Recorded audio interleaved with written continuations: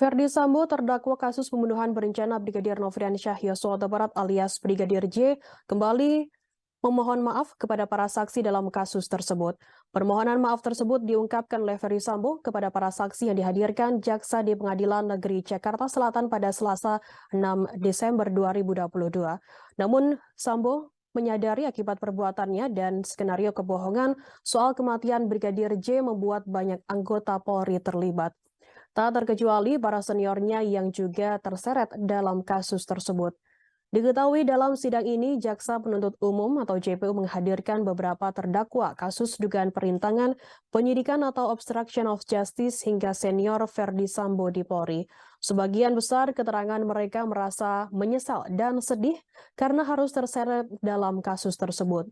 Menanggapi hal itu, ex-Kadif Propam Polri tersebut menyatakan sejatinya dirinya pernah meminta kepada pimpinan Polri, dalam hal ini Kapolri Jenderal Polisi Sigit Prabowo, untuk tidak memutuskan pemberian sanksi etik kepada puluhan anggota Polri. Namun pada kenyataannya banyak dari mereka yang disanksi etik bahkan sampai diputuskan pemberhentian tidak dengan hormat atau PTDH. Dalam pemberitaan itu, mantan Kadif Propam Polri tersebut sudah berbicara kepada Kapolri bahwa dirinya akan bertanggung jawab penuh atas apa yang telah dilakukannya. Selain Ferdy Sambo, istrinya pun Putri Chandrawati juga ikut memohon maaf kepada senior sang suami.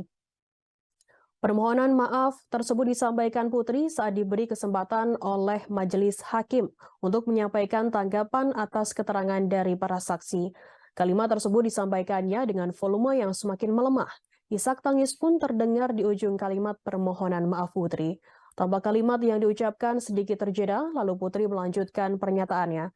Sembari menangis, ia kemudian menyampaikan rasa terima kasihnya kepada para saksi yang bersedia hadir di Pengadilan Negeri Jakarta Selatan.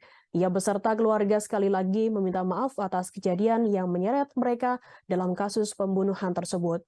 Dalam persidangan pada Selasa kemarin, terdapat 10 saksi yang dihadirkan oleh tim Jaksa Penuntut Umum atau JPU. Yang pertama ada Arif Rahman Arifin, terdakwa kasus obstruction of justice, mantan Wakaden B Biro Paminal Polri.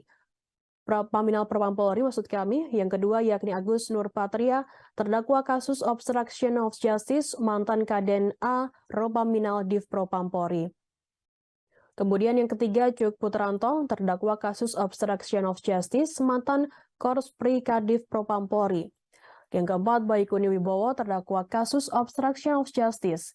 Kemudian yang kelima, Audi Pratomo, sopir mantan Kasat Reskrim Polres Metro Jakarta Selatan Ridwan R. Soplanit.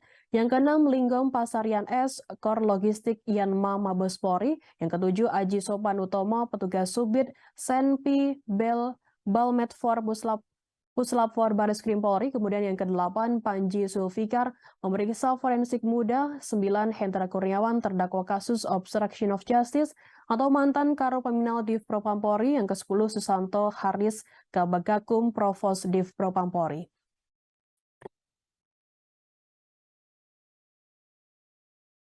Tadi kan saksi-saksi yang dihadirkan ini mengenai dakwaan OJ sebenarnya, OJ yang tidak terkait sebenarnya dengan Ibu Putri ya. Ya kita lihat beberapa keterangan seperti itu. Artinya kalau apa yang disampaikan dari saksi-saksi yang ada merasa dibohongin dan lain-lain itu dan sebagainya, Pak FS itu sudah mengambil alih tanggung jawab.